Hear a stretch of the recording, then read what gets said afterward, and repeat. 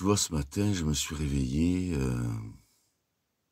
avec cette phrase « Offre un peu de ton temps ». Et dès que je me suis réveillé, c'est-à-dire là, il y a quelques minutes, puisque je suis en train de me faire le café, je suis en train de le filtrer, j'ai senti que j'allais faire une petite vidéo et discuter avec toi.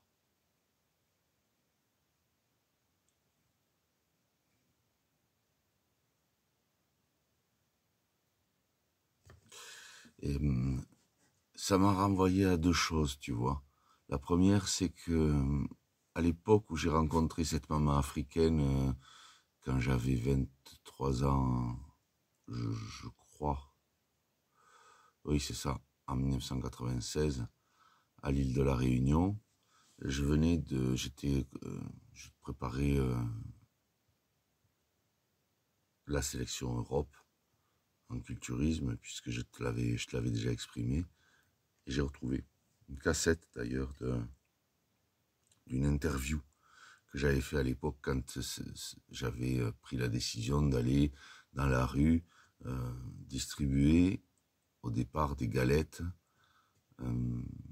puisque je jetais des jaunes d'œufs et mangeais les blancs. Et donc j'avais découvert un des aspects de donne un peu de ton temps que ça m'a rappelé ce matin quand je me suis réveillé. Parce que à ce moment-là, j'avais un mi-temps, je vivais assez simplement et j'avais pris les matinées. Et j'avais rencontré ces hommes et ces femmes de la rue et ça m'avait beaucoup touché.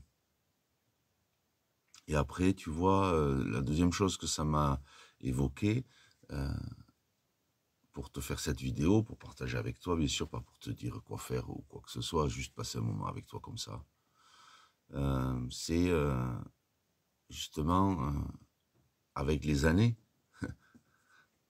déjà avec les années, sans aucune comparaison avec les gens que j'avais pu rencontrer quand j'avais 23 ans dans la rue, qui avaient une approche encore plus délicate, on va dire, plus austère parfois, plus dure. Quand j'ai quitté mon travail en 2009, je me rappelle avoir dit à ma famille, quitte à finir SDF, je ne retournerai pas dans cet univers du travail tel que je l'ai connu. Après, j'ai continué à travailler pour mon autonomie. Et donc, aujourd'hui, je le suis, sans domicile fixe. Je suis domicilié quelque part, mais je vis dans un véhicule, donc j'ai pas de domicile fixe. Et quelque part, la vie m'a amené à des gens que j'avais rencontrés dans mon parcours et qui m'avaient touché. Et offre un peu de ton temps. On pourrait bien sûr croire à cette première écoute que justement ça renvoie au fait d'aller faire quelque chose pour les autres. Mais avec le recul des années, cette phrase, je l'entends comme quelque chose qui s'adresse à cette partie mentale de nous, cette partie qui est aussi conditionnée, cette partie qui est dans le faire, et cette phrase claire du matin, elle est pour moi une invitation à chacun d'entre nous, pour ceux qui sont à l'écoute de ce que je vais exprimer, de passer de ce faire à l'attention qu'on peut avoir à l'instant. Même là, on parle, tu vois, tu l'entends peut-être pas, mais on entend chanter les oiseaux. Il n'y a pas que l'énergie de la pensée, il y a aussi la sensation corporelle, il y a aussi comment investir l'instant. Et donc, offre un peu de ton temps. Aujourd'hui, c'est la façon dont je perçois cette phrase, comme c'est rare que je me lève le matin avec un rêve ou avec quelque chose de fort à partager, mais c'est de pouvoir dire arrête-toi un instant dans cette dimension mentale pour pouvoir être attentif à l'instant. Offre-moi ton temps. Parce que dans cette condition mentale, si on peut l'appeler comme ça, on a du temps. On a du temps à perdre, on a du temps à donner, et on a du temps un temps qui nous est compté. Tu vois? Parce que à chaque instant, nous pouvons rendre notre dernier souffle. Et investir l'instant, c'est s'apercevoir que sur un plan plus profond, il n'a pas de consistance. Il est une illusion, qui a un continuum de présence dans lequel il y a des événements existentiels qui donnent l'impression d'une continuité, d'un temps horloge qui s'est déroulé, et dans lequel on pourrait donner même des événements plus ou moins précis au début, et qui avec le temps, et pour certains d'entre vous, vous l'avez vu, que j'ai exprimé il y a un an, et que peut-être j'exprime aujourd'hui d'une manière un peu plus nuancée, parce que ça s'altère. Et donc, quand on donne du temps au fait d'être vivant, à cette vie en nous, à cet espace, on n'est pas qu'un humain avec mentalement une histoire et un conditionnement, on est aussi un être humain, on est un être, un espace silencieux dans lequel la vie permet à notre constitution de se déployer dans cet espace-temps, tu vois. Et alors, même si ça énervera ou que me fera encore insulter par des gens qui, lorsqu'ils le font, me dévoilent leur propre obscurité, en fait, ben, je dirais que quand ça se produit, quand tu donnes du temps à l'instant, il y a la vie qui se déploie en toi, il y a cette énergie qui vient et qui te comble, plus que te comblera une quelconque dépendance, qui, elle, amènera une satisfaction momentanée. Et le fait d'être disponible à la vie, d'être attentif à chaque événement et à chaque instant, en donnant de ce temps horloge à cette éternité qui serait la vie qui s'écoule en nous, et qui, sans en faire d'orientation spirituelle de quoi que ce soit, mais à cette vie qui s'écoule en nous, on peut le voir, elle s'écoule dans l'animal, elle s'écoule dans le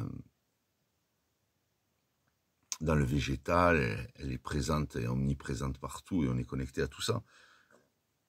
Pardon, et quand je suis avec Pépère, tu vois, il est un rappel, il est un gardien du temps.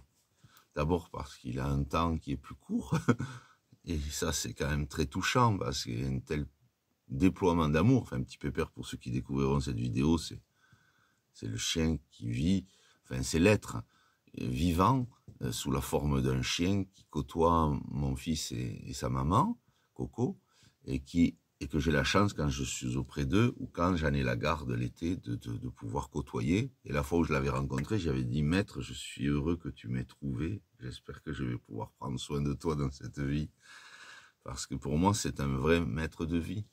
Il est d'abord totalement investi dans l'instant. Quand je vais aller le voir, là je suis garé à côté d'eux, c'est le matin, hein, je sais pas quelle heure il est, je vais te dire, il est 6h35. Quand je vais aller le voir, il va me faire des fêtes, tu vois, parce que c'est un moment très important de se retrouver. Ça, c'est quand même extraordinaire, c'est une célébration, c'est très touchant, c'est bouleversant, c'est investi de câlins. Et puis après, il me regarde. C'est-à-dire de dire, on va à la promenade, tu vois. Il me demande de lui accorder du temps.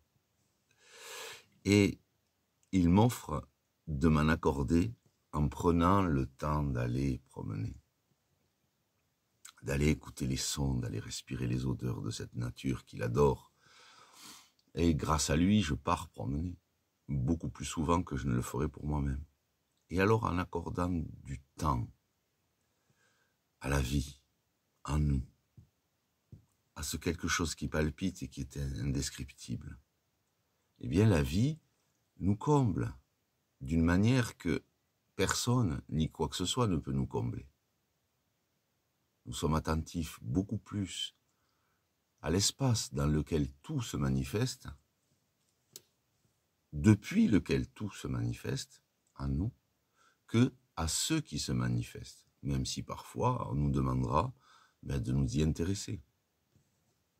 Et ce mode de vie offre la particularité, c'est pour ça que mon camion s'appelle Vagabond, d'aller auprès des gens sans rester dans leur histoire. Alors les dernières vidéos n'ont pas forcément été comprises par tout le monde, et j'en ai supprimé certaines parce que j'ai vu que ça pouvait en blesser. Donc je suis désolé si le fait d'avoir heurté certaines sensibilités parfois, c'était pas le but, disons. C'était pas de la moquerie, certaines façons dont je l'ai abordé, enfin bon, bref. Et donc,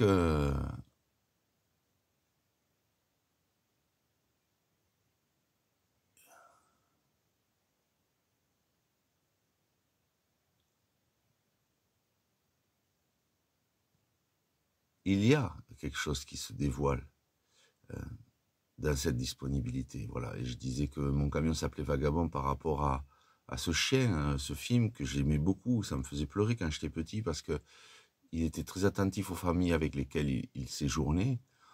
Et ça permettait à ces familles de pouvoir parfois régler certains litiges parce qu'il y avait un regard extérieur aimant. Et après, ils reprenaient la route. Et c'est vrai que c'est, par exemple, la vidéo que j'ai fait tôt ou tard s'en aller, ou te dire au revoir, c'était pas, bien sûr, dire au revoir à ce support d'échange qu'on a aujourd'hui avec YouTube, mais c'était plutôt dire qu'il y avait quelque chose, tu vois, qui était fragile, à la fois fragile et à la fois très puissant. Et donc, cette simplicité de vie, elle offre la possibilité, pour en donner une des caractéristiques qui pour moi a de la valeur, elle offre de pouvoir simplifier, donc de minimiser certaines dépenses, donc de moins avoir de soucis avec certaines rentrées, même si tu continues à travailler, tu le fais différemment, et ça te permet de te retrouver là où la vie le souhaite et de la manière dont elle le souhaite. Et alors, tu peux regarder, pour certaines personnes, tu seras obligé d'appliquer la phrase qui disait donnez de votre absence à ceux qui n'ont pas compris l'importance de votre présence. La vie ne revient pas en arrière, ou la vie ne s'arrête pas avec je ne sais pas la fin de la phrase. Et pour d'autres, tu leur porteras de l'attention parce que c'est ce que tu sentiras que tu vas avoir comme élan à faire. Donner du temps à quelqu'un. Offre-moi du temps. Ça n'est pas que je ne l'entends pas, en tout cas personnellement, que comme offrir du temps aux autres et s'oublier soi-même. Et ça rejoint, je pense que si je me suis levé avec cette phrase et que je la partage avec tout le monde aujourd'hui, c'est parce que j'ai eu la discussion avec quelqu'un hier qui était dans justement une réflexion là-dessus. S'offrir du temps, c'est pas s'offrir du temps pour faire des choses encore qu'on aime. Non, c'est plutôt, la façon dont je l'entends, c'est oh, donne-moi de ton temps, offre-moi de ton temps, c'est la vie. Et là, tu vois, il y avait une phrase qui est, bon, qui est ce qu'elle est, mais pour moi, la vie avec un grand V, c'est Dieu, c'est-à-dire c'est la lumière. C'est ce qui nous offre la vie, donc après, bon, chacun le voit à sa manière, mais c'est vrai que quand j'étais au monastère, par exemple, il y avait un chant qui m'avait beaucoup touché, et c'était moi, le Seigneur ton Dieu, je suis là, à tapis, à la porte de ton cœur, et j'attends que tu m'ouvres. N'attends pas d'être un saint, sinon tu ne m'aimeras jamais. Aime-moi tel que tu es. N'attends pas pour m'aimer d'être un saint, sinon tu ne m'aimeras jamais. Aime-moi tel que tu es. Et c'est vrai que la vie, telle que moi j'ai pu l'expérimenter dans ma recherche, elle est un infini respect, c'est-à-dire que tu peux garder la capacité de tout gérer toi-même. C'est-à-dire rien, hein, à part tes illusions. C'est ça ce que je ressens moi, en tout cas aujourd'hui. Comme dans le film Instinct avec Anthony Hopkins, où il lui fait découvrir il l'initie après avoir vécu avec les animaux. Il l'initie à découvrir son conditionnement et ses illusions. On ne gère rien pour moi parce que toutes les fonctions vitales sont administrées par la vie. Cette vie, on a l'impression que c'est à nous d'en faire quelque chose, alors que c'est elle qui fait quelque chose de nous. Nous sommes des instruments et nous sommes des outils et pas le grand orchestre et encore moins le compositeur ou celui qui, tu vois, le chef d'orchestre. Mais c'est pas pour ça que je vais, si tu veux, donner une image à la vie. C'est justement parce que j'ai pas besoin d'image que je peux appréhender d'instant en instant ce qu'elle m'inspire d'être. Pas besoin d'aller au-delà. Mais il y avait cette phrase, un peu comme cette phrase, je sais plus qui l'a écrit, peut-être, je sais plus. Oui, Platon, tu dis vrai, notre âme est immortelle, c'est un Dieu qui lui parle, un Dieu qui vit en elle. Et d'où viendrait sans lui ce grand pressentiment, ce dégoût des faux biens, cette horreur du néant? Ou Saint-Exupéry que je vous avais cité, qui disait « N'espère rien de l'homme s'il travaille pour sa propre vie et non pour son éternité. » Mais dans l'éternité, pour moi, ce que ça me renvoie, c'est pas du tout le fait que ça soit un espace et un temps en dehors de ce qu'on est en train d'expérimenter maintenant. C'est-à-dire qu'il y a une formidable capacité qu'a l'homme, c'est de pouvoir percevoir son éternité au cœur de cet espace-temps.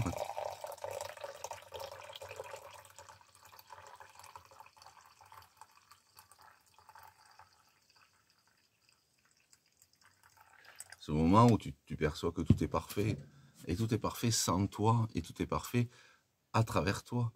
Et donc, on ne maîtrise aucune de nos fonctions vitales et on a l'illusion de pouvoir régenter la vie et de pouvoir orchestrer les rapports que nous voudrions voir évoluer avec les autres. Mais si nous faisions un ajustement en lien avec cette vie en nous, en allant vers la nature, pour percevoir l'équilibre qu'elle nous renvoie, se nourrir de cet équilibre, et alors pouvoir, tout en étant toujours déséquilibré, avancer, comme la marche, c'est le consentement d'un déséquilibre momentané.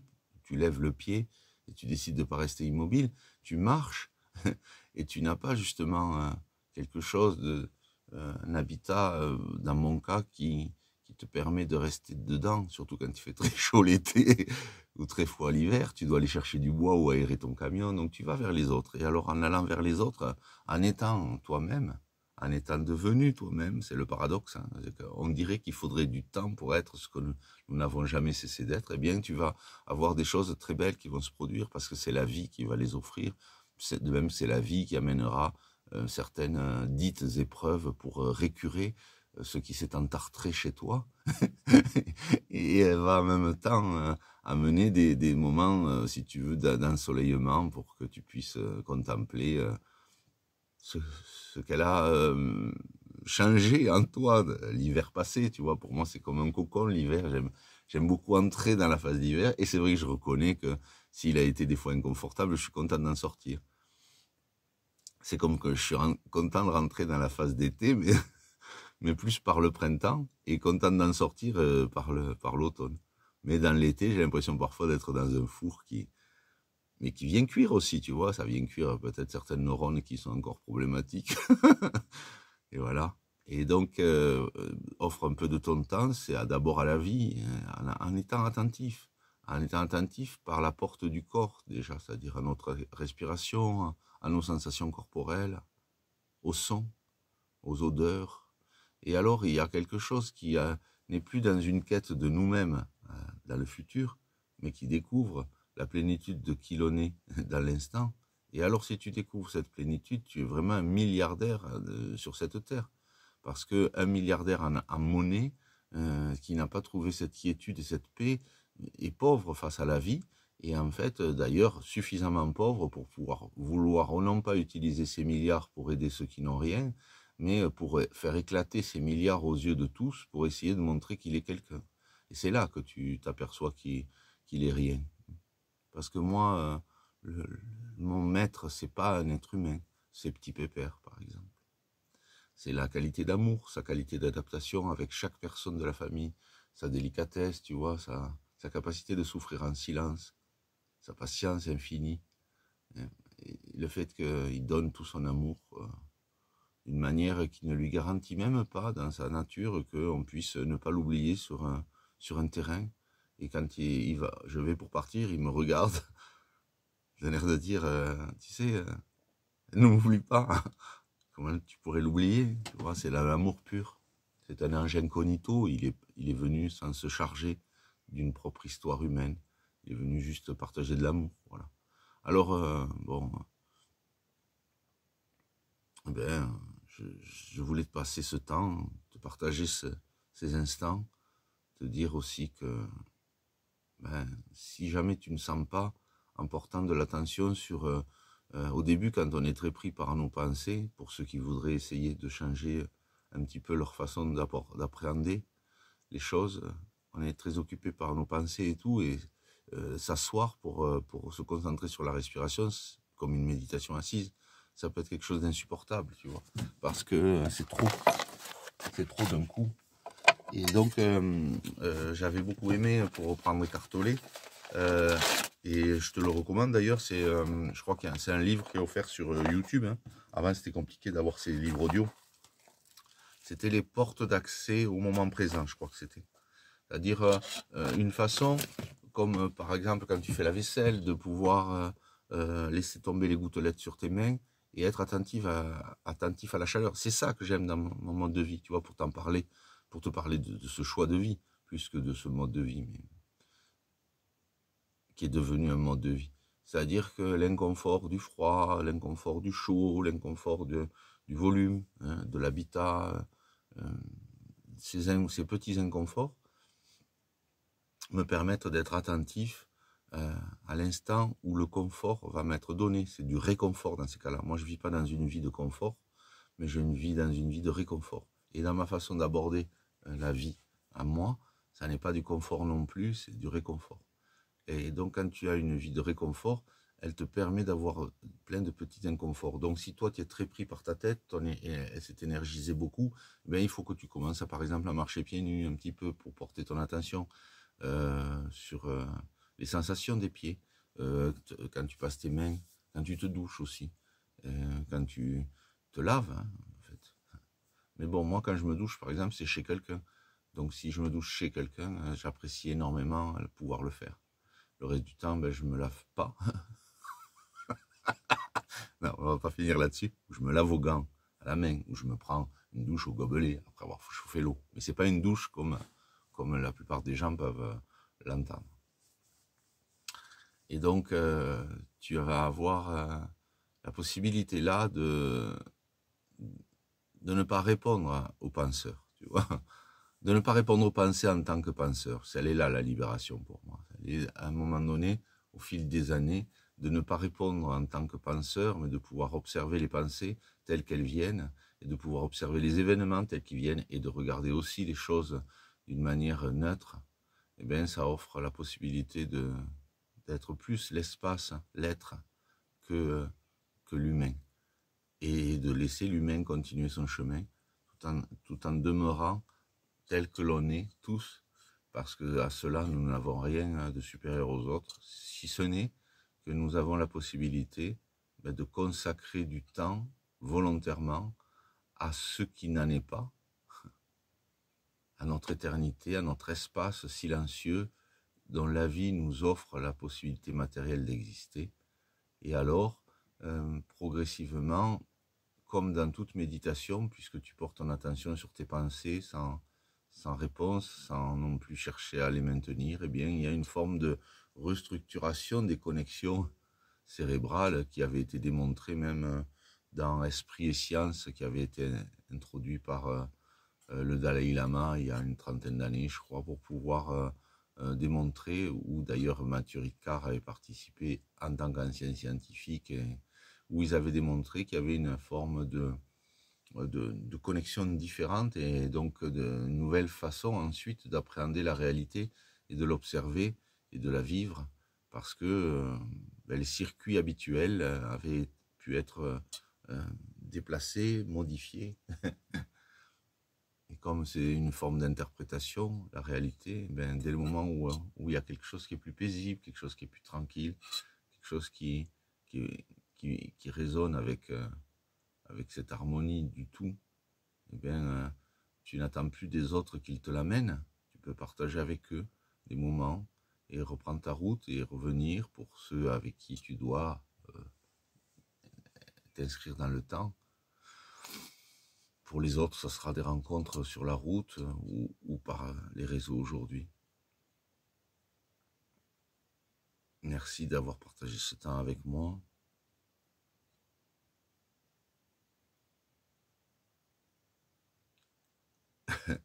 C'est vraiment le sujet de la vidéo. Tu vas toi aussi donner de ton temps en écoutant cette vidéo. Et quelles que soient tes conditions, je pense toujours à ceux qui sont dans des conditions difficiles, dans une forme de désespérance, une envie de fin, même d'en finir. Et ça touche les plus jeunes maintenant.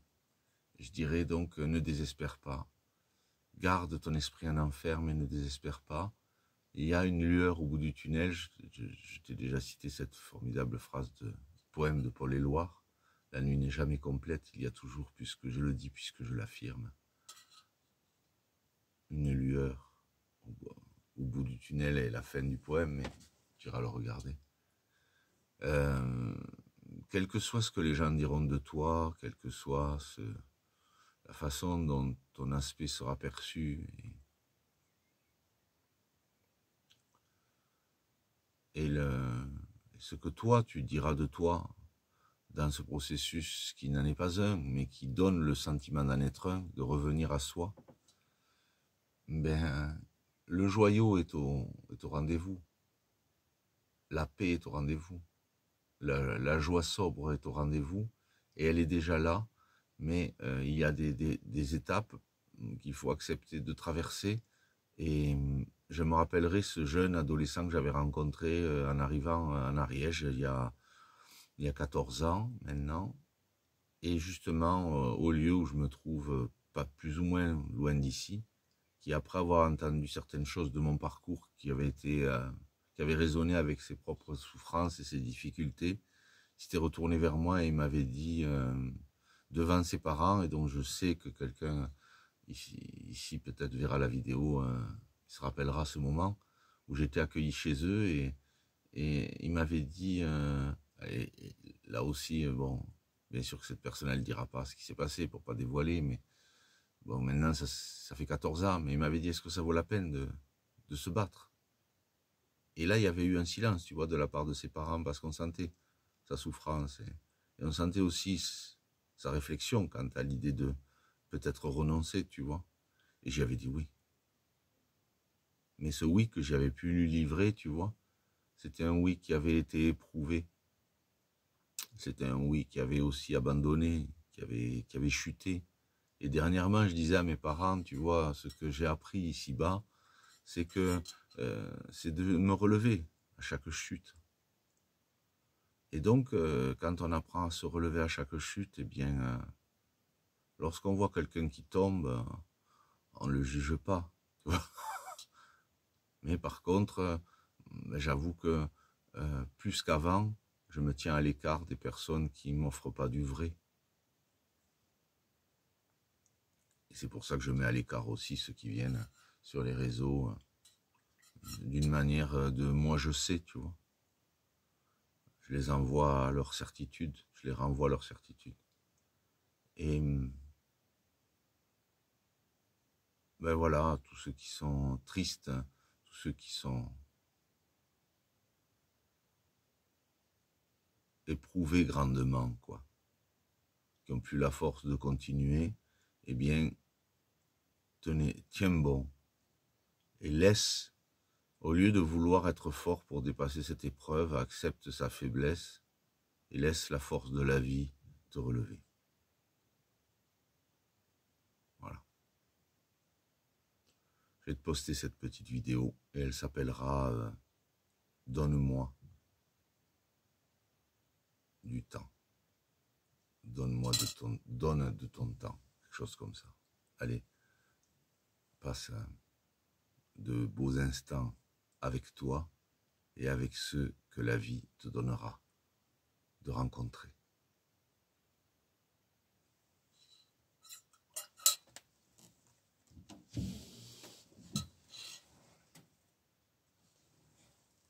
Je regardais s'il n'y avait pas mon petit pépère.